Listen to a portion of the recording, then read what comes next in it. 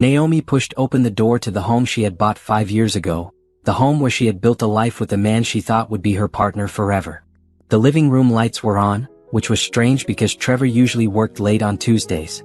She could hear voices coming from the kitchen. "Trevor?" she called out, setting down her laptop bag and rolling her small suitcase to the side.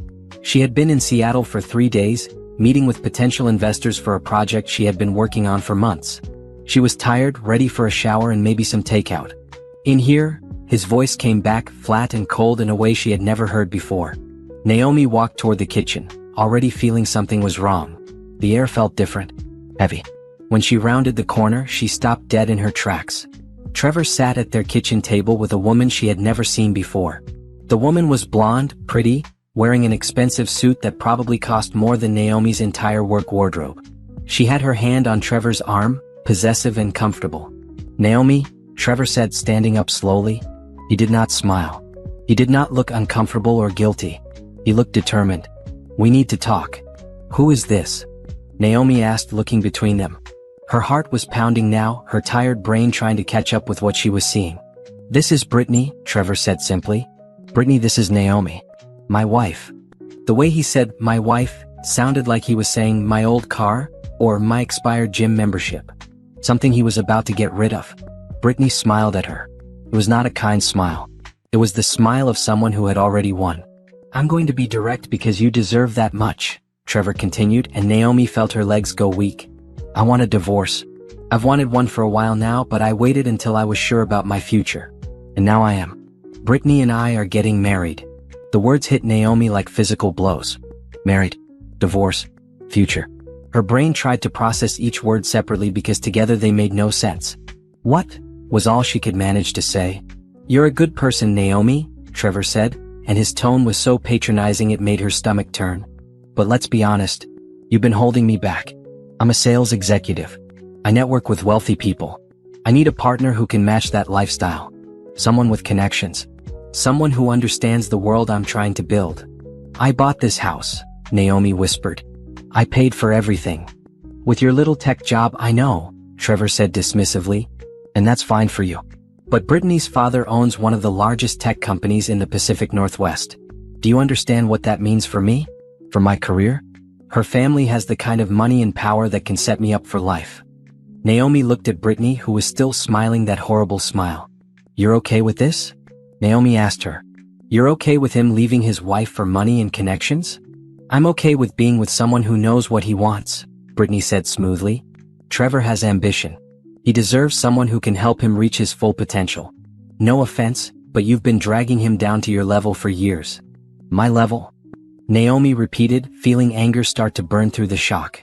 "You work in IT or something, right?" Brittany said with a little laugh. "That's fine, but Trevor needs more than fine. He needs exceptional. He needs access to the kind of world my family moves in." Trevor put his hand on Brittany's shoulder. "I've already talked to a lawyer. I'm filing for divorce next week. I think we should split everything 50-50. The house, the cars, the savings. That's fair." "Fair?" Naomi said numbly. "I'll stay with Brittany until we figure out the living arrangements," Trevor continued, like he was discussing a business transaction. "Her father already offered me a position at his company. Executive level. 6 figures, full benefits, stock options. This is the opportunity I've been waiting for, Naomi. And I can't take you with me." "You don't even know me," Naomi said quietly. "After 8 years, you don't know anything about me." "I know enough," Trevor said. "I know you're content with being average. And I'm not. I never have been." Brittany stood up, smoothing down her skirt. "We should go, baby. We have dinner reservations at 8. She looked at Naomi with fake sympathy. "I'm sure this is hard, but honestly, you'll probably be happier too. You can find someone more on your level. Someone who doesn't have big dreams."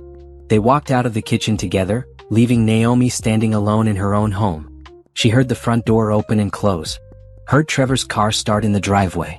Heard it pull away, taking him toward his new life with someone he thought could give him everything. Naomi stood there for a long time, staring at the kitchen table where her husband had just ended their marriage for money and status and connections he thought he needed. She thought about the business she had built in secret. The company that had grown from a small software startup in their spare bedroom to something much bigger. The investments she had made. The board she sat on. The decisions she made every day that affected hundreds of employees. She thought about how Trevor had no idea who she really was. No idea what she had built while he was out networking and making sales calls and dreaming of climbing social ladders. And slowly, very slowly, Naomi started to smile. The night after Trevor left, Naomi could not sleep. She sat in her home office, the room Trevor barely ever entered, and looked at the photographs on her wall. There was one from their wedding 8 years ago, both of them young and happy and full of hope. There was one from the day she graduated with her computer science degree, Trevor beside her in the crowd.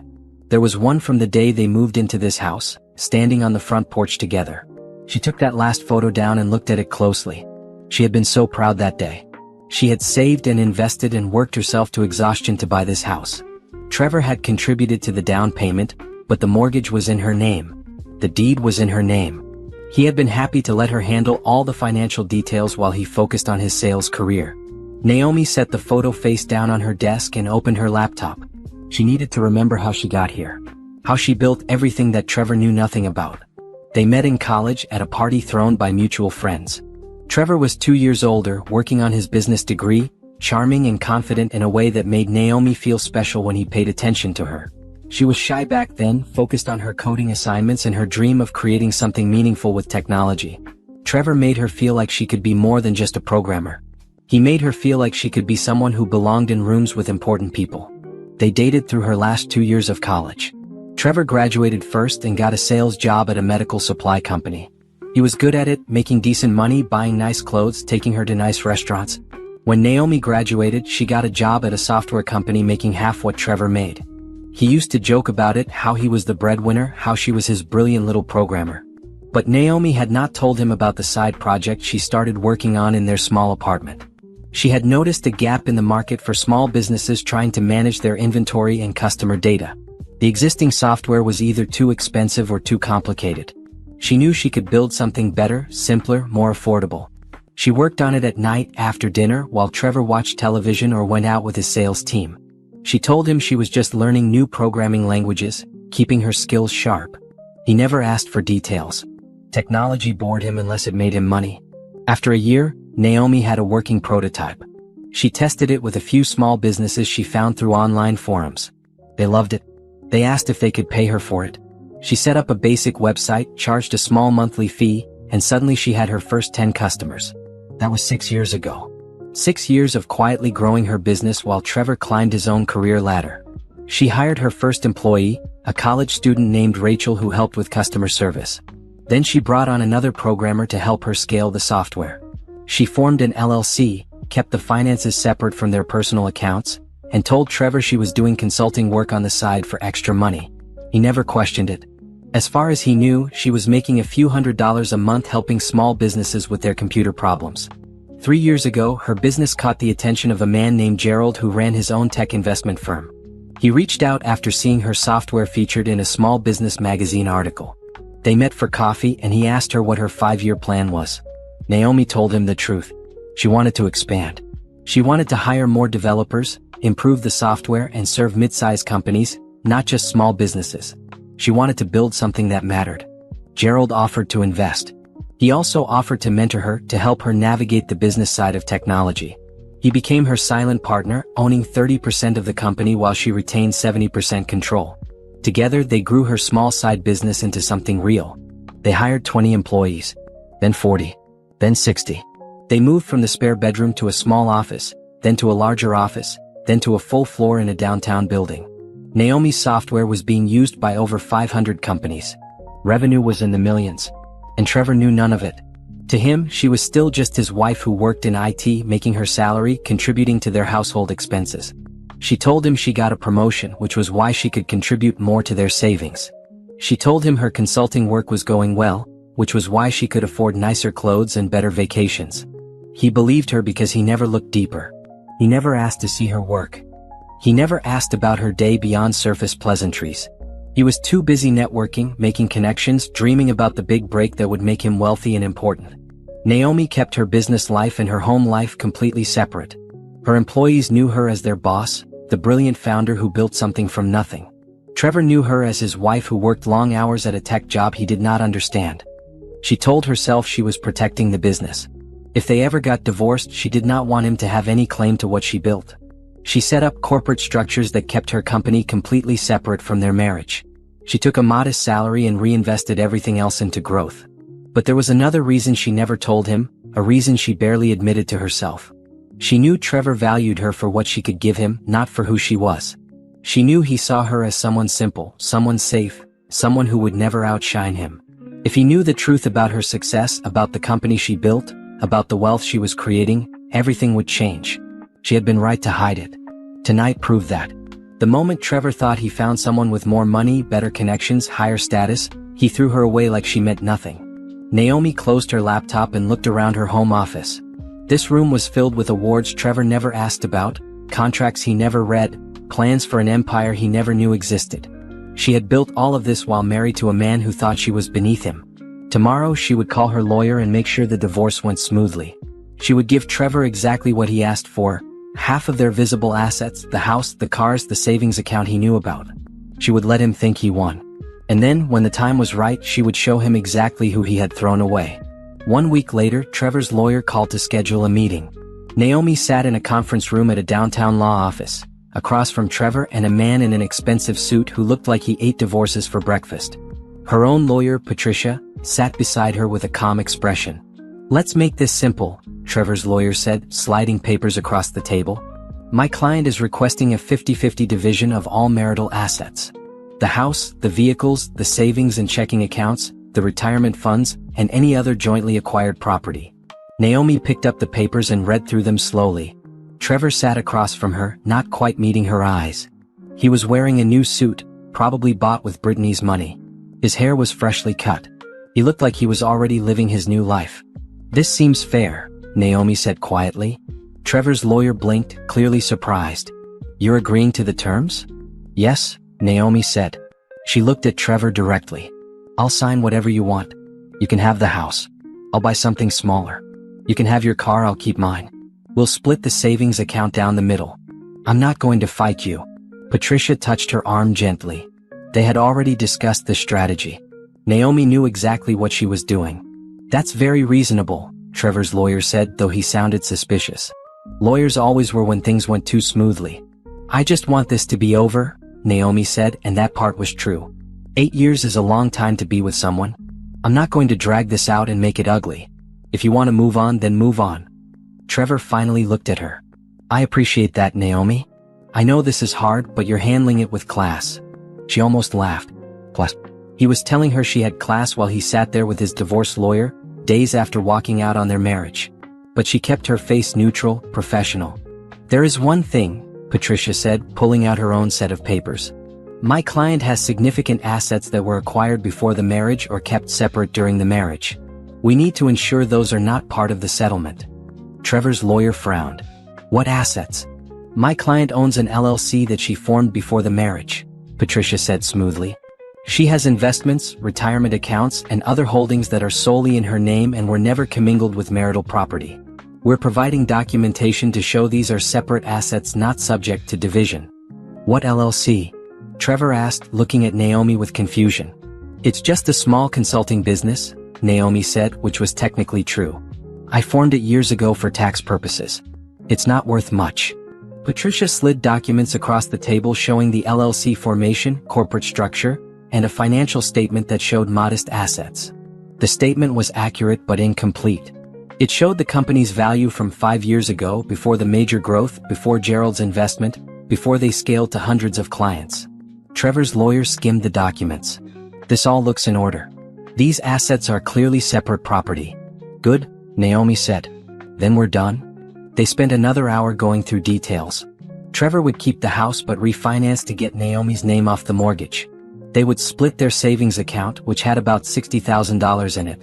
They would each keep their own cars, their own retirement accounts from their jobs, their own personal property. Naomi signed every paper without hesitation. She watched Trevor sign his name with a little smile on his face, probably thinking about how he was about to marry into money and power, probably thinking he got everything he wanted. "I'll move out this weekend," Naomi said as they stood to leave. "I'll take my clothes and personal items. You can have the furniture and everything else." "You don't want to fight for the furniture?" Trevor asked, and she could hear the satisfaction in his voice. He thought she was giving up, rolling over, making it easy for him because she had no fight in her. "It's just furniture," Naomi said with a shrug. "I can buy new furniture." As they walked out of the conference room, Trevor stopped her in the hallway. Brittany was waiting for him by the elevators, scrolling through her phone. "I really do hope you find someone good," Trevor said, and he sounded almost sincere. "Someone who makes you happy. You deserve that." Naomi looked at him, this man she had loved for 8 years, this man who thought he knew her. "I'll be fine, Trevor. Don't worry about me. I just don't want you to be alone," he said. "I know you're not great at putting yourself out there. But there's someone out there for everyone, you know? Someone on your level." There it was again. Your level. Like she was some common thing, some ordinary person who should be grateful for whatever scraps of affection came her way. "I'll keep that in mind," Naomi said, and walked toward the elevator where Brittany was waiting. She heard them talking as she pushed the button for the lobby. "That was easier than I thought," Trevor said to Brittany. "See? I told you she wouldn't fight," Brittany replied. "Girls like that never do. They just accept what they're given and move on." The elevator doors closed before Naomi could hear more. She rode down to the lobby with Patricia, neither of them speaking until they were outside on the sidewalk. "That went well," Patricia said with a small smile. "He has no idea what he just walked away from." "Not yet," Naomi agreed. "But he will." She spent the weekend packing. She took her clothes, her books, her laptop, and the contents of her home office. She left everything else. The furniture they bought together, the kitchen supplies, the decorations, the television, all of it. She packed it all into her car and a small moving truck, and by Sunday evening she was standing in an empty apartment she had rented across town. It was smaller than the house. 1 bedroom, 1 bathroom, a living room and kitchen combination. But it was hers, only hers, and when she closed the door behind her, she felt lighter than she had in years. Her phone buzzed with a text from Gerald. "Heard the divorce is moving forward. You okay?" She typed back, "Better than okay. Phase 1 complete." He responded with a thumbs-up emoji and, "Ready for phase 2? Naomi looked around her small, empty apartment. She thought about Trevor in their old house with Brittany, probably celebrating his freedom, probably planning his new life and his new job at what he thought was his father-in-law's company. "Ready?" she typed back. 2 months after signing the divorce papers, Naomi settled into her new life. The apartment that felt empty at first now felt like home. She bought simple furniture from online stores, hung up her favorite photos, and set up her home office in the corner of the living room. Everything was neat, organized, and entirely hers. She threw herself into work with an intensity that surprised even her. Every morning she woke up at 6, made coffee in her small kitchen, and was at her desk by 7. She attended virtual meetings with clients, reviewed code with her development team, and worked with Gerald on their expansion plans. Her company was about to take a major leap forward. They had developed a new version of their software that could handle enterprise-level clients, not just small and mid-sized businesses. Gerald had connections at several Fortune 500 companies who were interested in testing it. "We need to hire more people," Gerald said during one of their weekly strategy meetings. "If we're going to handle enterprise clients, we need dedicated account managers, more customer service staff, and at least 5 more developers." "I know," Naomi said, looking at the spreadsheets on her screen. "We have the money to do it. We're profitable enough to support the growth. We should also think about moving to a bigger office," Gerald continued. "The space we have now is fine for 60 people, but if we're expanding to enterprise level, we need room to grow. And we need to look more established." "What did you have in mind?" Gerald pulled up photos on his screen. "There's a building downtown, tech hub area, lots of other successful companies in the same complex. 5 floors available. We could take 3 floors now with the option to expand to all 5 if we keep growing at this rate." Naomi studied the photos. The building was modern, all glass and steel, with views of the city skyline. It was exactly the kind of place where serious tech companies lived. "How much?"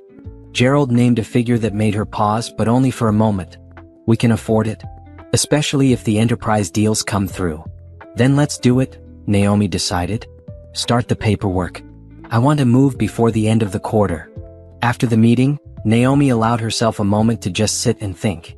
2 months ago, she was living in a house with a man who thought she was ordinary. Now she was making decisions about taking 3 floors in a premium office building. The contrast was almost funny. Her phone buzzed with a text from her friend Michelle. "Coffee this weekend? I want to hear how you're doing." Michelle was one of the few people who knew the whole truth. She worked as a financial advisor, and she had helped Naomi structure her business finances years ago. She also happened to be one of the only people Naomi trusted completely. Saturday morning? Naomi typed back. Perfect. Same coffee shop. See you there. Saturday morning came with cool air and clear skies. Naomi met Michelle at their favorite coffee shop, a small place with good pastries and better coffee. Michelle was already there when she arrived, sitting at their usual table by the window. You look good, Michelle said as Naomi sat down. Better than I expected. Better than the sad divorced woman you were expecting? Naomi asked with a slight smile. Maybe, Michelle admitted.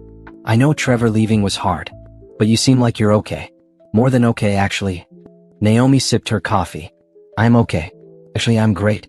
It's strange, but I feel like myself for the first time in years. I didn't realize how much energy I was spending trying to be what Trevor wanted me to be. What did he want you to be? Small, Naomi said simply. He wanted me to be small and simple and satisfied with being less than I am. Every time I wanted to talk about work, he would change the subject. Every time I got excited about something I built, he would nod and then talk about his own day. It was like I was just background noise in his life. Michelle reached across the table and squeezed her hand. His loss. Truly. I know that now, Naomi said. At first, when he left, I felt like something was wrong with me. Like I wasn't good enough or interesting enough or connected enough. But now I realized that he was the one who wasn't enough.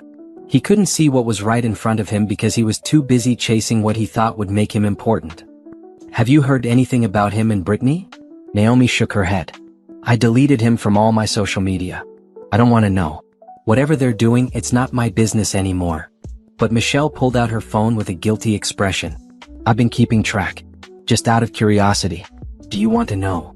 Naomi hesitated, then nodded. Tell me. Michelle scrolled through her phone and turned it to show Naomi. Trevor's social media was public, and it was full of photos from the past 2 months. Him and Brittany at expensive restaurants. Him and Brittany at charity galas. Him and Brittany on a yacht. Him in a new suit, standing in front of a corporate building, announcing his new executive position at one of the leading tech companies in the region. He thinks he's made it, Michelle said quietly. Naomi studied the photos. Trevor looked happy, proud, like he finally got everything he wanted. Brittany was always beside him, always smiling, always touching him possessively. They looked like the perfect power couple. Let him enjoy it, Naomi said, handing the phone back. It won't last. When are you going to tell him? Michelle asked. Soon, Naomi said. Very soon. We're moving to the new office building next month. We're onboarding our first enterprise clients. And we're making some changes to our leadership structure that will make everything very clear. I can't wait to see his face when he finds out. Naomi smiled. Neither can I. They finished their coffee and talked about other things. Michelle was dating someone new, a lawyer who actually listened when she talked.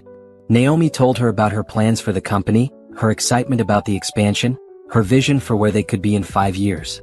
What about you? Michelle asked as they were leaving. Are you dating anyone? Naomi shook her head. Not really. I've been on a few dates, but nothing serious. I'm not in a hurry. Good, Michelle said. Take your time. Find someone who actually sees you. That night, as Naomi was working in her home office, her phone rang with an unknown number. She almost didn't answer, but something made her pick up. Hello. Hi, is this Naomi? A man's voice asked. This is James Peterson. I'm an architect with Morrison Design. Gerald gave me your number and said you might be interested in discussing office space customization. Oh yes, Naomi said, sitting up straighter. Gerald had mentioned hiring an architect to help design the new office space. Thanks for calling. I know it's Saturday night, James said apologetically. But Gerald said you're eager to get started on this project. Would you have time next week to meet and discuss your vision? They set up a meeting for Tuesday afternoon. James sounded professional, straightforward, easy to talk to. Naomi made a note in her calendar and went back to work. She did not know it yet, but that phone call would change more than just her office space. 3 months after the divorce was finalized, Trevor and Brittany got married. Naomi knew about it because the event was all over social media. The wedding took place at an expensive venue with hundreds of guests, elaborate flower arrangements, and a live band. Trevor posted photos with captions about marrying his best friend and starting his new life with the love of his life. Naomi saw the photos because Michelle sent them to her with a message. You okay? I know this might be hard to see, But Naomi was not in her apartment when she got the message. She was at the new office building working late on a Saturday night because she chose to, not because she had to. Her company had moved in 2 weeks ago, and the space was beautiful. 3 floors of open workspace, private offices, conference rooms, and a break room with a view of the city that made everyone stop and stare the first time they saw it. James had done an incredible job with the design. He understood immediately what she wanted. Professional but warm, modern but comfortable, a space that made people want to work there. They had spent hours going over plans, and somewhere during those hours, they had started talking about more than just office design. James was different from Trevor in every way. He listened when Naomi talked about her company, asked intelligent questions, and seemed genuinely impressed by what she had built. He was kind without being weak, confident without being arrogant. He made her laugh, which was something she had not done enough of in the past few years. They had been on 5 dates so far. Nothing serious yet, but something that felt like it could become serious if they both wanted it to. "I'm fine," Naomi texted back to Michelle. "Actually, I'm glad he's happy. Makes what's coming next even better." "When?" Michelle asked. "Monday," Naomi replied. "Trevor starts his new job on Monday." She set down her phone and looked around the executive office that James had designed for her. Floor-to-ceiling windows, a desk made of reclaimed wood, bookshelves filled with coding manuals and business books, and on the wall, her framed degrees and the awards her company had won over the past few years. Gerald knocked on her open door. "Working late?" "Just getting ready for Monday," Naomi said. "Is everything set?" "Everything's set," Gerald confirmed. He came into her office and sat in one of the chairs across from her desk. "Trevor will arrive at 9 for orientation. HR will bring him to the conference room for his first meeting. The entire executive team will be there." "Including me," Naomi said. "Including you," Gerald agreed.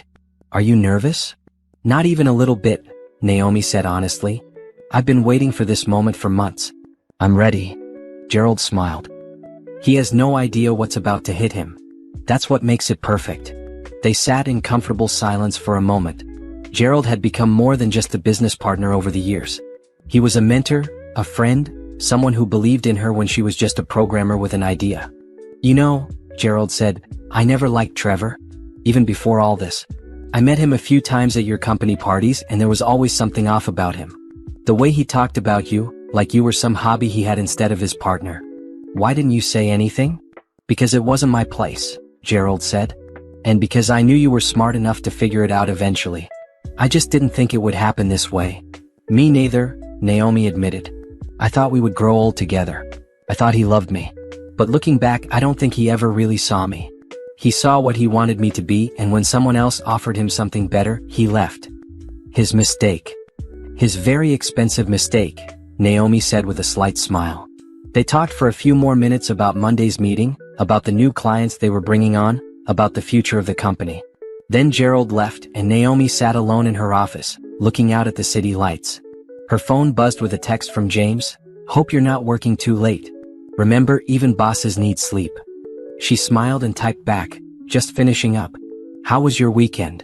"Good. Finished up a project that's been taking forever." "Free for dinner this week?" "Wednesday," she suggested. "Perfect. I'll pick you up at 7. Naomi set down her phone and took one more look at the photos Michelle had sent her. Trevor in his expensive suit, Brittany in her designer wedding dress, both of them smiling like they had won the lottery. They looked so happy, so confident, so sure that they had made all the right choices. Tomorrow was Sunday. Trevor and Brittany were probably on their honeymoon somewhere expensive and beautiful. They were probably lying by a pool or exploring a new city, completely unaware that their perfect new life was about to fall apart. Naomi shut down her computer and gathered her things. She took the elevator down to the parking garage and drove home to her small apartment. She made herself dinner, took a long shower, and went to bed early because she wanted to be rested for Monday. Monday morning would change everything. Monday morning, Trevor would walk into his new job expecting to start his new life as an executive at a major tech company. Monday morning he would find out exactly who owned that company. And Monday morning, Naomi would finally get to see his face when he realized what he had thrown away. Monday morning arrived cold and bright. Naomi woke up at 6, went for a short run, showered, and dressed carefully in a navy suit that she had bought specifically for this day. She wanted to look professional, powerful, like the CEO she had become. She styled her hair, put on minimal makeup, and drove to the office with her heart beating steady and strong. The office was already buzzing when she arrived at 8. Employees were at their desks, coffee was brewing in the break rooms, and the energy of a new week was filling the air. Several people greeted her as she walked through the second floor toward the elevator. "Morning, boss," called out Rachel, who had been her first employee and was now her head of customer success. "Good morning," Naomi replied with a smile. She took the elevator to the third floor, where the executive offices were located. Gerald was already in the conference room, setting up for the meeting. The room had a long table with chairs on both sides and a screen on the wall for presentations. "Ready?" he asked when she walked in. "Ready," she confirmed. "Trevor should be here in about 30 minutes, Gerald said, checking his watch. "HR will meet him in the lobby, give him his badge and paperwork, and bring him up here for his first meeting." "Who else is joining us?" "The full executive team. Me, you, Rebecca from HR, Thomas from operations, and Denise from finance. We want him to see the entire leadership structure right away." The other executives arrived over the next 15 minutes. They all knew what was about to happen, and there was a sense of anticipation in the air. Nobody particularly liked what Trevor had done to Naomi, and they were all looking forward to this moment. At exactly 9 o'clock, Gerald's phone buzzed with a message from the front desk. "He's here." Naomi sat at the head of the conference table. Gerald sat to her right. The other executives filled in the remaining seats. They could hear voices in the hallway, the HR manager showing Trevor around, explaining office layouts and procedures. The voices got closer. The conference room door opened, and Trevor walked in. He was wearing a new suit, probably bought for his first day. His hair was perfectly styled. He had a confident smile on his face, the smile of a man who thought he had finally made it to where he belonged. The smile disappeared the second he saw Naomi. His face went through several emotions in rapid succession: confusion, disbelief, shock, and then something close to horror. He stopped walking so suddenly that the HR manager almost bumped into him. "What are you doing here?" Trevor asked, staring at Naomi. "I work here," Naomi said calmly. "Please have a seat." "I don't understand," Trevor said. He looked at Gerald. "You're supposed to be Brittany's father. You own this company." "I've never met Brittany," Gerald said. "And I don't own this company.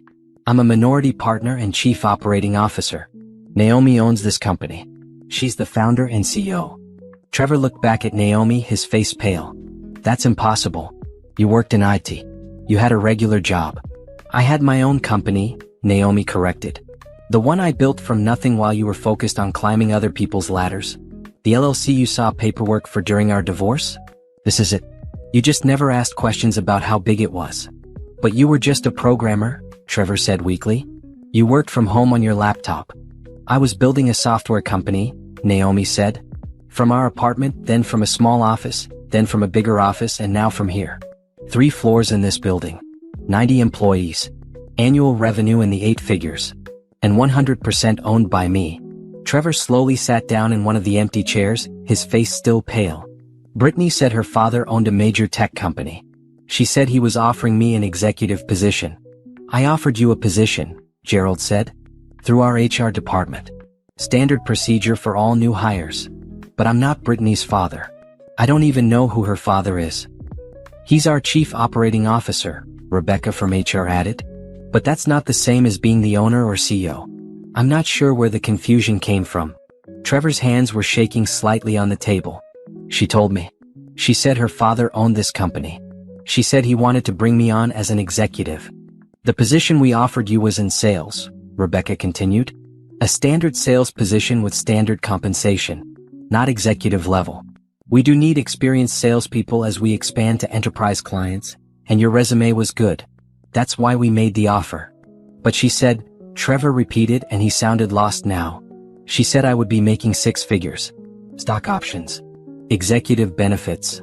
Sales positions can make 6 figures if you're good at it," Gerald said. "With commission and bonuses. But it's not executive level. That's a misunderstanding." Naomi watched Trevor's face as reality crashed down on him. She could see him putting the pieces together. Brittany had lied.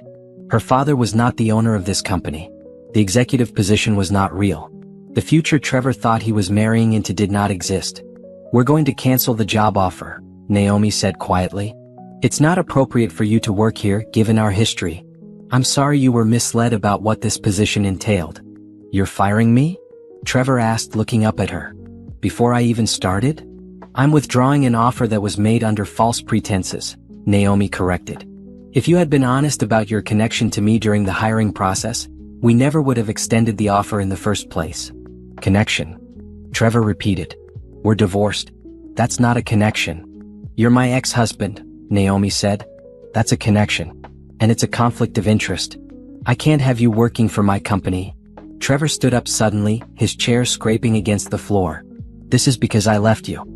You're doing this out of revenge. I'm doing this because it's inappropriate, Naomi said, her voice still calm. If you had known who owned this company, would you have accepted the job? Trevor opened his mouth, then closed it. They both knew the answer. If he had known Naomi owned this company, he never would have taken the job. He left her because he thought Brittany's connections would give him a better future. The whole point was to marry into money and power. How long have you owned this company? Trevor asked quietly. I founded it 8 years ago, Naomi said. Right after we got married. I built it while we were together. 8 years, Trevor repeated. You've been running a multi-million-dollar company for 8 years and you never told me? You never asked, Naomi said simply. You knew I had an LLC. You knew I did consulting work. You just never cared enough to ask for details. You assumed I was small and ordinary, so that's what you saw. Trevor looked around the conference room at the executives sitting at the table, at the view of the city through the windows, at everything that represented the company Naomi had built. How much is this company worth? That's confidential, Gerald said. How much? Trevor demanded, his voice rising. Naomi looked at him steadily. More than you would have gotten in a divorce if you had known about it. Much more. The color drained from Trevor's face completely. She could see him doing the math, realizing what he had walked away from. He had divorced her thinking she was just a regular tech worker with a modest income. He had settled for half of their visible assets. The house, the savings account, the cars, thinking that was all there was. He had never known about the real money. The company. The investments. The wealth that Naomi had carefully kept separate and hidden. You let me think you were poor, Trevor said, and there was anger in his voice now. I let you think what you wanted to think, Naomi corrected. I never lied. I just never told you how successful my business had become. You made assumptions and I didn't correct them. Because you were planning this, Trevor accused. You were planning to divorce me and keep everything. No, Naomi said firmly. I built this company to protect myself, but I never planned to leave you. You're the one who left me, Trevor. You're the one who walked out on our marriage because you thought you found someone with better connections. You're the one who chose money and status over the person who actually loved you. Trevor grabbed the edge of the table, and for a moment Naomi thought he might flip it over. But instead he just stood there, breathing hard, looking at her with a mixture of rage and desperation. I need this job, he said finally. Brittany's father doesn't actually have a company. She lied to me. We spent everything on the wedding. I quit my old job. I need this. That's not my problem, Naomi said quietly. You made your choices, Trevor. You have to live with them. Rebecca stood up. I'll show you out, Mr. Collins. Trevor looked at Naomi one more time. You're really not going to help me? No, Naomi said. I'm really not. He walked out of the conference room with Rebecca, his shoulders slumped, his confident stride gone. Naomi watched him go, feeling nothing but relief. Gerald leaned back in his chair. That went well. He's going to tell Brittany, Denise said. And Brittany's going to realize she married someone with no money and no prospects. Not my problem, Naomi said, echoing her own words. They made their choices. She stood up and looked at her executive team. Thank you all for being here. I know this was personal, but I appreciate your support. You deserved this moment, Thomas said. After what he did to you. Naomi smiled. Maybe. But honestly, this company isn't about him. It was never about him. This is about what I built, what we all built together. He was just a reminder that I don't need anyone who doesn't see my value. The meeting ended and everyone went back to their offices. Naomi sat alone in the conference room for a few minutes, looking out at the city. Her phone buzzed with a text from James. How did it go? She typed back, perfect. Absolutely perfect. Want to talk about it over dinner tonight instead of Wednesday? Yes, Naomi replied. Definitely yes. She put her phone away and went back to work. There were clients to call, projects to manage, and a company to run. Trevor was already fading into her past, a lesson learned, a chapter closed. And for the first time in a long time, Naomi felt completely at peace. Trevor sat in his car in the parking garage for 20 minutes, unable to move. His hands were still shaking. His mind kept replaying the scene in the conference room. Naomi at the head of the table, Gerald beside her, the entire executive team looking at him like he was something small and insignificant. She owned a company. A real company. A successful company. And he had never known. Finally, he started the car and drove back to the house. His house now, the one Naomi had given him in the divorce.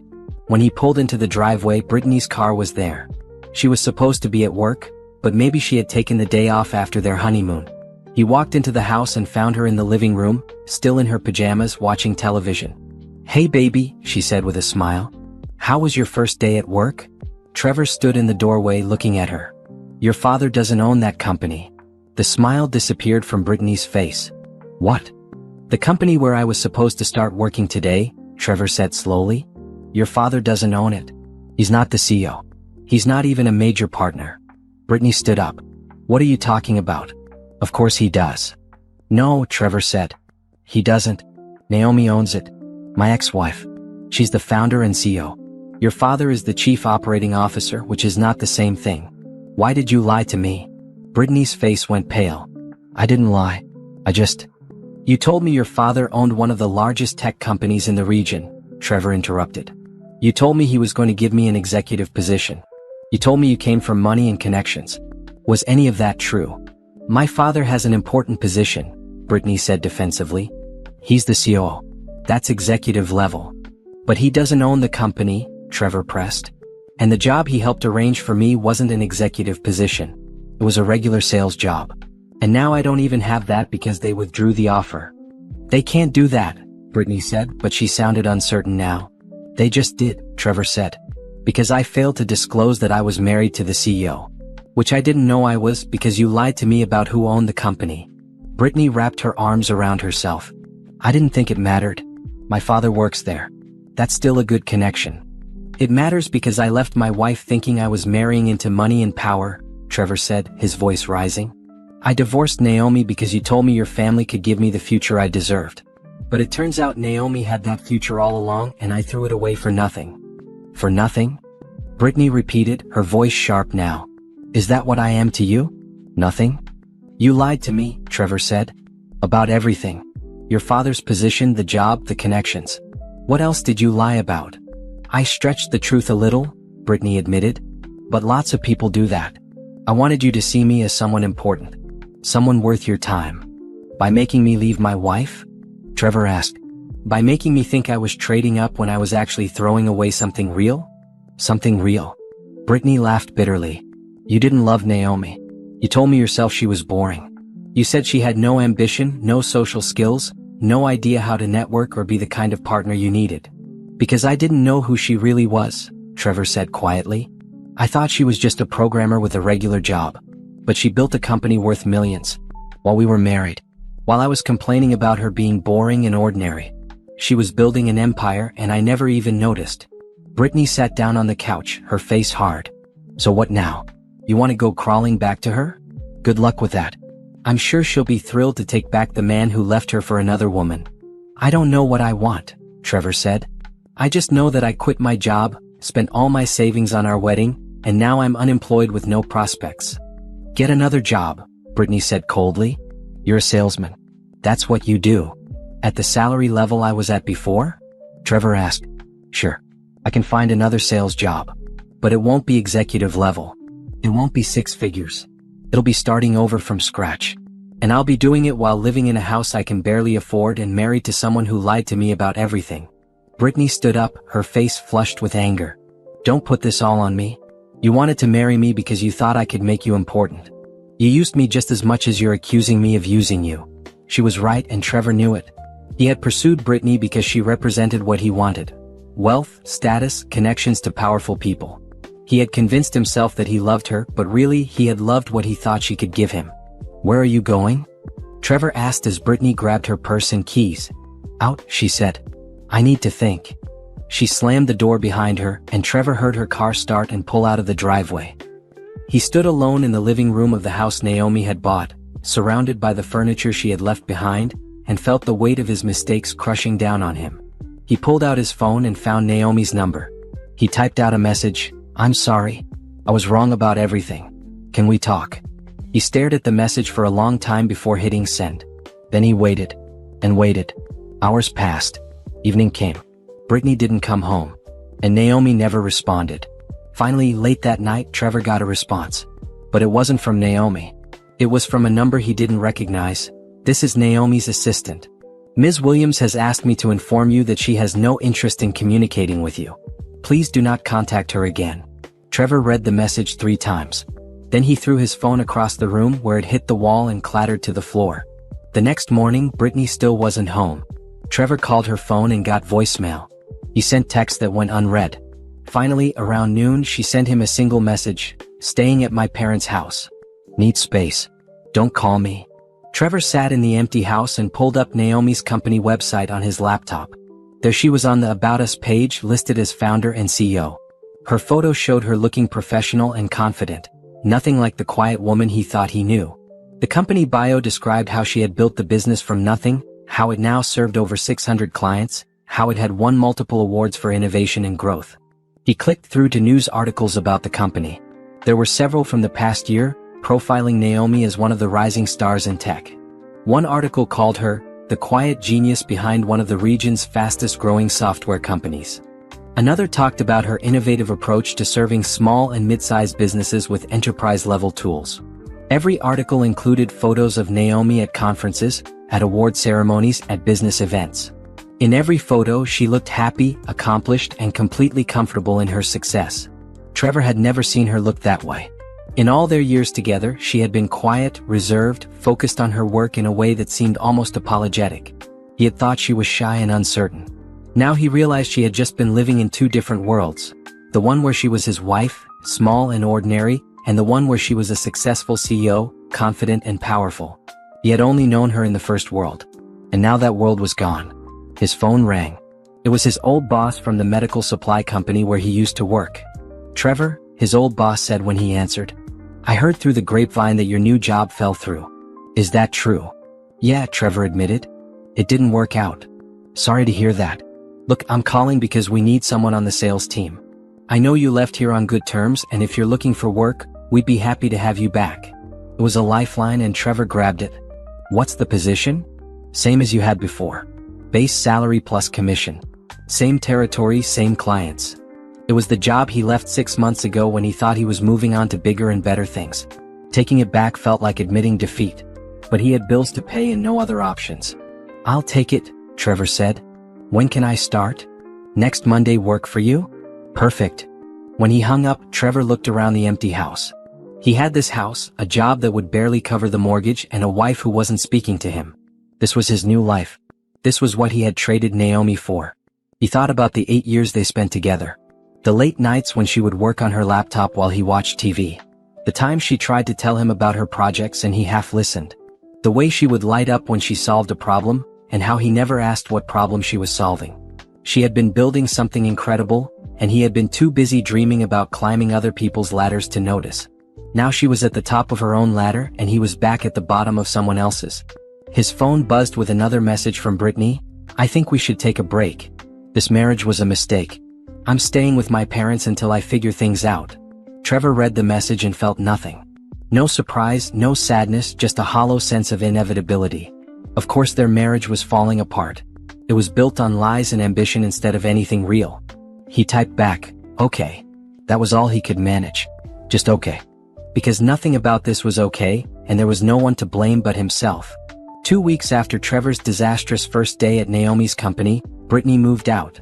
She came to the house while Trevor was at work, packed her things, and left her wedding ring on the kitchen counter with a note that said, "I can't do this anymore. My lawyer will contact you about the annulment." Trevor came home to find half the closet empty and the ring glinting under the kitchen light. He picked it up, turned it over in his fingers and set it back down. They had been married for less than 3 months. The ring had cost him $5,000 that he didn't have anymore. He called Brittany's phone. She didn't answer. He sent texts asking her to at least talk to him. The texts went unread. Finally, he got a message from her lawyer. "Ms. Brittany Foster has retained legal representation regarding the annulment of her marriage. Please direct all communication through this office." Trevor looked up annulment laws on his phone. Turns out, fraud was grounds for annulment in their state. If Brittany could prove she married him based on false pretenses, she could end the marriage like it never existed. And given that her lies about her father's company were what brought them together in the first place, she probably could prove that. He should have been angry. He should have fought back. But he was too tired. He signed the paperwork when it arrived and sent it back. Within 6 weeks, his marriage was legally void like it had never happened. Work at his old company was exactly as he remembered it. Long days making sales calls, trying to convince doctors' offices to buy medical supplies, competing with a dozen other salespeople for the same accounts. His boss was understanding but distant. His coworkers were polite but clearly uncomfortable. Everyone knew he had left for something better and come crawling back. Everyone knew his marriage had fallen apart. Trevor went through the motions. He made his calls, filed his reports, attended his meetings. He hit his numbers because he was good at sales, even when his personal life was a disaster. But the confidence was gone. The ambition that used to drive him felt empty now. He started seeing news about Naomi's company everywhere. They were growing fast, signing major clients, getting featured in business magazines. One article announced they were preparing to go public within the next year. Another article estimated the company's value in the hundreds of millions. Trevor did the math in his head one night, sitting alone in his house with a beer. If he had stayed married to Naomi, if he had known about her success, if he had supported her instead of dismissing her, he would have been part of that. Not legally, since she had kept the company separate, but they would have been partners. He would have shared in her success in ways that mattered. Instead, he had a job that paid $50,000 a year, a house he could barely afford, and nothing else. He tried to reach out to Naomi one more time, sending an email to her company address. "I know you don't want to hear from me, but I need you to know I'm sorry. I was wrong about everything. I didn't see what was right in front of me and I lost the best thing in my life. I don't expect you to forgive me. I just wanted you to know." He got an automated response. "This email address does not accept external messages. Please contact our customer service team if you need assistance." She had blocked him. Completely and professionally. Trevor heard through mutual friends that Naomi was dating someone. An architect. Someone successful and kind who treated her well. The friends who told him this were careful not to sound too happy about it, but he could tell they were. They had liked Naomi. They thought Trevor was an idiot for leaving her. They were right.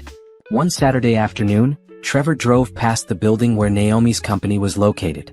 He parked across the street and just looked at it for a while. 3 floors of a modern office building, full of people working for the company Naomi had built. He could see through the windows on the ground floor. People at desks, moving through hallways, living their professional lives in a space she created. He wondered if she was in there working on a weekend like she used to do at home. He wondered if she ever thought about him, or if he had completely faded from her mind. His phone rang, interrupting his thoughts. It was his mother. "Trevor, honey," she said when he answered. "I just wanted to check on you. Your father and I are worried." "I'm fine, Mom," he said automatically. "You're not fine," she said gently. "You're divorced, your second marriage ended, and from what you've told us, you're struggling financially. That's not fine." Trevor closed his eyes. "I made mistakes." "I know," his mother said. "And I'm not calling to judge you. I'm calling because I love you and I want you to be okay. Can you come to dinner this weekend? Please?" "Yeah," Trevor said. "Yeah, I can do that." He went to his parents' house on Sunday. They lived in a modest home in the suburbs, the same house Trevor grew up in. His mother made his favorite meal, and they all sat around the dinner table like they had when he was a kid. "Tell us what happened," his father said. "The real story." So Trevor told them. He told them about meeting Brittany, about believing she came from money and power, about leaving Naomi because he thought he was trading up to a better life. He told them about walking into that conference room and seeing Naomi at the head of the table, realizing she had built an empire while he was chasing dreams of climbing someone else's ladder. His mother listened without interrupting. His father's face got more disappointed with every word. "You left your wife because you thought someone else had more money?" his father said finally. "That's what you're telling us?" "Yes," Trevor admitted. "That's what I'm telling you." "Did you love Naomi?" his mother asked quietly. Trevor thought about that question. "I thought I did. But looking back, I don't think I ever really knew her. I never asked about her work. I never paid attention to what she was building. I just saw her as someone safe and stable who would support my career while I chased success." "And now?" his father asked. "Now she's more successful than I'll ever be," Trevor said. "And I threw her away for a lie." His mother reached across the table and took his hand. "You made a terrible mistake, Trevor. But that doesn't mean your life is over. You're young. You have a job. You have your health. You can rebuild. I don't know how to rebuild from this, Trevor admitted. Everything I thought I knew about myself was wrong. I thought I was ambitious and driven, but really I was just greedy and shallow. I thought I deserved more than what I had, but I didn't even appreciate what I had until it was gone. Then learn from it, his father said. Learn that success isn't about money and status. Learn that real partnerships are built on mutual respect and support. Learn that the grass isn't always greener on the other side. Trevor nodded. He knew his parents were right. He knew he had to find a way forward. But knowing it and doing it were two different things. He drove home that night thinking about Naomi. About the way she used to smile when she solved a problem on her laptop. About the way she would get excited about new ideas and try to share them with him. About all the times he dismissed her or changed the subject because he thought his work was more important. He had been married to someone extraordinary and treated her like she was ordinary. That was his real mistake. Not leaving her for someone else but never seeing her value in the first place. His phone buzzed with a notification. It was a news alert about Naomi's company. Local tech startup announces Series B funding round, valuation doubles. Trevor read the article. Naomi's company had just secured $50 million in funding from major investors. The company was now valued at over $200 million. The article included a quote from Naomi, "We're grateful for the support of our investors and excited about our future. This funding will allow us to expand our team, enhance our products, and serve even more clients across the country."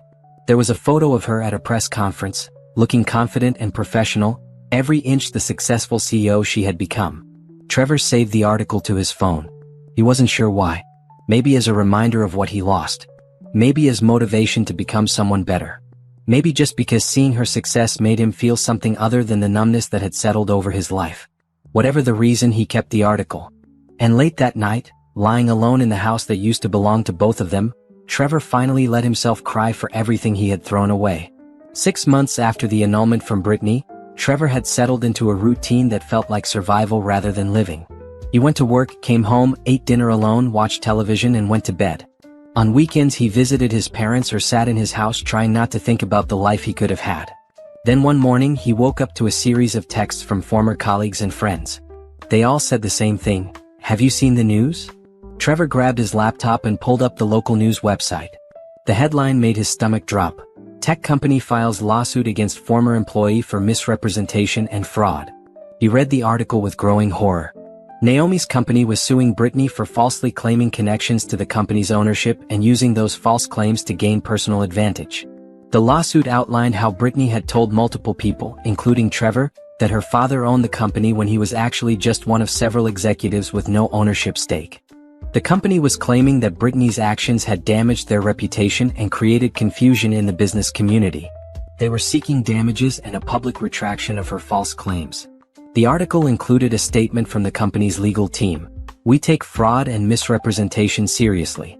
No employee or employee family member has the right to falsely claim ownership or authority they do not possess. We are pursuing this legal action to protect our company's integrity and ensure that accurate information is available to the public." Trevor called Brittany's old number without thinking. It went straight to voicemail. He tried her parents' number. They didn't answer. Over the next few days, more details came out. Apparently, Brittany had been using her father's position at the company to inflate her own importance in social circles. She had told several people that her family owned a major tech company, and had used that claim to get into exclusive events, join expensive clubs, and generally pretend to be wealthier and more important than she was. Someone had reported her to Naomi's company after seeing one of Brittany's social media posts claiming her father was the CEO. The company investigated and found a pattern of lies that went back over a year. Gerald, Naomi's business partner, gave an interview to a business magazine. "We discovered that family members of one of our executives had been misrepresenting their connection to our company. This is not just unethical, it's potentially illegal. We have a responsibility to our employees, our clients, and our investors to correct false information and hold people accountable." Trevor wondered if Naomi was behind the lawsuit or if it was a corporate decision made by lawyers and executives. He wondered if she even thought about him anymore, or if he was just a footnote in her past, barely worth remembering. The lawsuit made local news for weeks. Brittany's father, the actual COO, resigned from his position at Naomi's company. A statement from the company thanked him for his service but acknowledged that recent events have made it difficult for him to continue in his role. Reading between the lines, Trevor figured they had pressured him to leave rather than firing him outright. Brittany herself disappeared from social media entirely. Her accounts went private or were deleted. She stopped showing up to the social events she used to attend. Someone told Trevor they heard she moved to another state to live with relatives. Trevor felt bad for her in a distant way. She had lied and manipulated people, but so had he in his own way. He had married her for her supposed connections and money. He had used her just as much as she had used him. But mostly he felt tired. Tired of drama, tired of consequences, tired of living in the wreckage of his mistakes. He started seeing a therapist. His insurance from work covered it, and he figured he needed help processing everything that had happened. The therapist, a woman in her 50s named Dr. Martinez, listened to his story without judgment. "You're carrying a lot of regret," she said during one of their sessions. "Yes," Trevor agreed. "I regret everything. Leaving Naomi, marrying Brittany, not seeing what was in front of me for 8 years. Regret is useful if it teaches you something," Dr. Martinez said. "But it's destructive if it becomes the only thing you feel. What have you learned from all of this?" Trevor thought about that.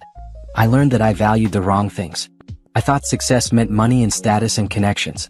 I thought I deserved more than what I had without appreciating what I had in the first place." "What do you value now?" "Honestly, I don't know," Trevor admitted. "I'm still trying to figure that out." "That's okay," Dr. Martinez said. "You're rebuilding. That takes time." Rebuilding. Trevor liked that word. It implied that something new could be built, even after everything fell apart. He started making small changes. He joined a gym and started working out in the mornings before work. He reconnected with old friends he had lost touch with during his marriage to Brittany. He volunteered at a community center on weekends, helping low-income families with financial planning. The work at the community center surprised him. He was good at it. He could take his sales skills, understanding people, finding solutions, making things work, and use them to actually help people instead of just making money. One of the people he helped was a single mother named Angela who was trying to start a small business selling homemade skincare products. She had the products, the passion, and the drive, but she had no idea how to handle the business side. Trevor worked with her for months, helping her set up an LLC, create a business plan, and develop a marketing strategy. When her business finally launched and started making sales, Angela hugged him with tears in her eyes. "Thank you," she said. "You believed in me when I didn't believe in myself." That moment meant more to Trevor than any sales commission he had ever earned. He kept seeing news about Naomi's company. They continued to grow, continued to succeed. One article announced they were opening offices in 3 new cities. Another article profiled Naomi as one of the top women in tech under 40. There was a photo of Naomi and James at a charity gala, both of them dressed formally and smiling at each other. The caption identified James as a successful architect and Naomi's partner. They looked happy together. They looked like equals. Trevor studied the photo for a long time. He could see in that picture everything he had failed to give Naomi: respect, partnership, genuine affection. James looked at her like she was the most interesting person in the room. Trevor had never looked at her that way. He closed the article and went back to his work helping Angela with her business plan. This was his life now. Not glamorous, not wealthy, not the success story he used to dream about. But real and honest and maybe starting to mean something. Dr. Martinez asked him in a later session if he had forgiven himself. "No," Trevor said. "I don't know if I can." "Why not?" "Because I hurt someone who didn't deserve it," Trevor said. "Naomi built something incredible and I dismissed it as nothing. I left her for someone I thought could give me more, without realizing I already had everything that mattered." "You can acknowledge that you hurt her without punishing yourself forever," Dr. Martinez said gently. "She's moved on. She's successful and happy. Maybe it's time for you to move on too." "I don't know how to do that," Trevor admitted. "One day at a time," Dr. Martinez said. "One choice at a time. You're already doing better than you think. You're helping people at the community center. You're reconnecting with friends. You're being honest with yourself about your mistakes. That's growth." Trevor left that session feeling slightly less heavy. Maybe Dr. Martinez was right. Maybe he could rebuild. Maybe he could become someone better than the person who left his wife for money and status. It wouldn't fix what he broke. It wouldn't change what he lost. But maybe, eventually, it would be enough. 18 months after the divorce, Naomi stood in her office on a Friday afternoon, looking out at the city skyline. In her hand was a glass of champagne. Around her were Gerald, her executive team, and several key employees who had been with the company from the beginning. Today, Gerald said, raising his own glass, we celebrate. Our company just went public at a valuation of $800 million. Naomi, you did it. You built something incredible. Everyone cheered and clinked glasses. Naomi smiled, feeling a surge of pride that was almost overwhelming. She had started this company in a spare bedroom with nothing but an idea and determination. Now it was a publicly traded corporation employing over 300 people across 5 offices. I didn't do it alone, Naomi said, her voice carrying across the room. Every person in this room helped build this company. Every late night, every problem solved, every client served, we did that together. This success belongs to all of us. More cheers, more champagne, more celebration. After a while, people started filtering out, heading to the planned party at a downtown restaurant. Gerald lingered behind with Naomi. How does it feel? He asked. Surreal, Naomi admitted. Good but surreal. 2 years ago I was married to someone who thought I was ordinary. Now I'm standing here as the CEO of a publicly traded company. It's a lot to process. You were never ordinary, Gerald said. Trevor was just too blind to see it. Maybe, Naomi said. Or maybe I needed him to leave so I could fully become who I was meant to be. I don't know. Either way, I'm grateful for where I ended up. Her phone buzzed with a text from James. Congratulations, brilliant woman. I'm so proud of you. Can't wait to celebrate properly tonight. Naomi smiled at the message. James had been at the stock exchange that morning when the company went public, standing beside her and cheering louder than anyone else. He had never been intimidated by her success. If anything, he loved it. He loved watching her work, hearing about her challenges, celebrating her victories. They had been together for over a year now, taking things slow but steady. He respected her independence and her work. He had his own successful architecture firm, so he understood the demands of building a business. They were partners in the truest sense, supporting each other without either one trying to outshine or diminish the other. You should go, Gerald said, interrupting her thoughts. Enjoy your night. You earned this. Naomi gathered her things and headed down to the parking garage. As she walked to her car, she thought about how much had changed. New office, new relationship, new life. Everything was different now, and all of it was better. She drove to the restaurant where the celebration party was being held. The place was packed with her employees, investors, friends, and James. He was waiting for her at their reserved table, looking handsome in a suit. There she is, he said, standing to pull out her chair. The CEO herself. Stop, Naomi said, laughing. You're going to make me blush. Good, James said, kissing her cheek. You should blush. You accomplished something amazing today. They ate dinner surrounded by people who genuinely cared about Naomi and her success. No one was there because they wanted something from her. No one was trying to use her connections or her money. They were just happy for her. Michelle was there, sitting across from them with her lawyer boyfriend. I'm so proud of you, Michelle said, reaching across the table to squeeze Naomi's hand. I knew you'd make it here eventually, but watching it actually happen is incredible. Thank you for always believing in me, Naomi said. Even when I didn't believe in myself. Always, Michelle promised. Later that night, after the party wound down, Naomi and James went for a walk along the waterfront. The city lights reflected off the water and the air was cool and fresh. They walked in comfortable silence for a while, just enjoying being together. Can I tell you something? James said eventually. Of course. I love you, he said simply. I've been wanting to say it for a while now, but tonight felt like the right time. I love who you are, what you've built, and how you treat the people around you. I love everything about you. Naomi stopped walking and turned to face him. I love you too, she said. I didn't think I would feel this way again after Trevor. But you're nothing like him. You see me for who I really am and you love me anyway. Not anyway, James corrected. Because of who you are. That's why I love you. They kissed there by the waterfront, and Naomi felt happier than she had in years. Maybe ever. Over the next few months, life continued to be good. The company's stock performed well. They signed several major new clients. They expanded to 2 more cities. Naomi was featured in national business magazines and invited to speak at conferences. She heard through mutual friends that Trevor was doing okay. He had stayed at his old company, working his way back up to a decent position. He was volunteering at a community center and seemed to be trying to become a better person. She didn't wish him ill. She just didn't wish him anything at all anymore. He was part of her past, a chapter closed, a lesson learned. One Saturday morning, James suggested they go house hunting. Your apartment is great, he said. But you can afford something better now. And maybe, if things keep going the way they're going, we could look for a place together? Together? Naomi asked, her heart skipping a beat. Only if you want to, James said quickly. No pressure. I just thought, we've been together for a while now. We're both in good places in our careers. Maybe it's time to think about the future. Naomi thought about the house she had shared with Trevor, the one she had worked so hard to buy, the one she had walked away from without a second thought. She thought about how much she had changed since then. I would love to look at houses with you, Naomi said.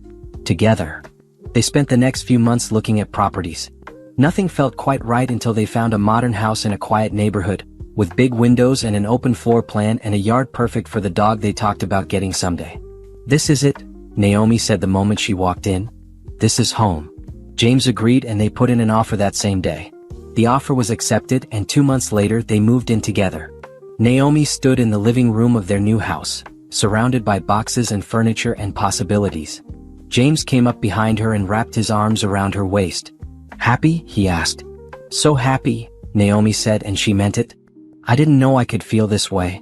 Content and excited at the same time. That's how it's supposed to feel, James said. Building a life with someone who actually sees you. Later that evening, after they had unpacked enough to be functional, they sat on their new couch and ordered pizza. They talked about their plans for the house, for their future, for everything they wanted to build together. Naomi's phone buzzed with a message from Rachel. Saw the news about the new office in Austin. We're crushing it, boss. Hope you're enjoying your weekend. Naomi smiled and typed back, thanks. Enjoy yours too. She set the phone down and looked at James. You know what's funny? 2 years ago, I thought my life was falling apart. My husband left me, my marriage ended, and I felt like I had failed at everything. And now? James asked. Now I realize that my life was actually just beginning, Naomi said. Everything that happened pushed me to finally live as my full self instead of hiding parts of me away. I get to run a company I built. I get to be with someone who loves me for who I really am. I get to wake up every morning excited about my life. You deserve all of it, James said. Every bit of success, every bit of happiness. You earned it. Naomi leaned against him, feeling safe and loved and seen. She thought about the girl she had been in college, dreaming of building something meaningful with technology. She thought about the woman she had been in her marriage, hiding her success and making herself small. And she thought about the woman she was now, confident and accomplished and finally free. Thank you, she said to James. For what? For seeing me, Naomi said simply. Really seeing me. Always, James promised and kissed the top of her head. They sat there together in their new house, surrounded by the life they were building, and Naomi felt complete. Not because of James, but because she had finally found herself. The relationship was just the beautiful addition to a life she had built on her own terms.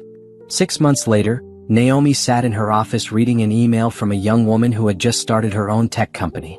The woman had read about Naomi's story and wanted advice on how to grow her business while protecting herself and her assets. Naomi wrote back with detailed advice, sharing the lessons she had learned the hard way. She told the woman to trust her instincts, protect her work, and never make herself smaller to make someone else comfortable. Build your empire, Naomi wrote, and never apologize for your success. The right people will celebrate it with you. The wrong people will leave. Let them. She hit send and returned to her work, running the company she built, planning her future with James, and living the life she always deserved. Trevor had once told her she was holding him back.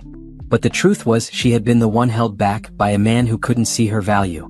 Now finally free, she soared.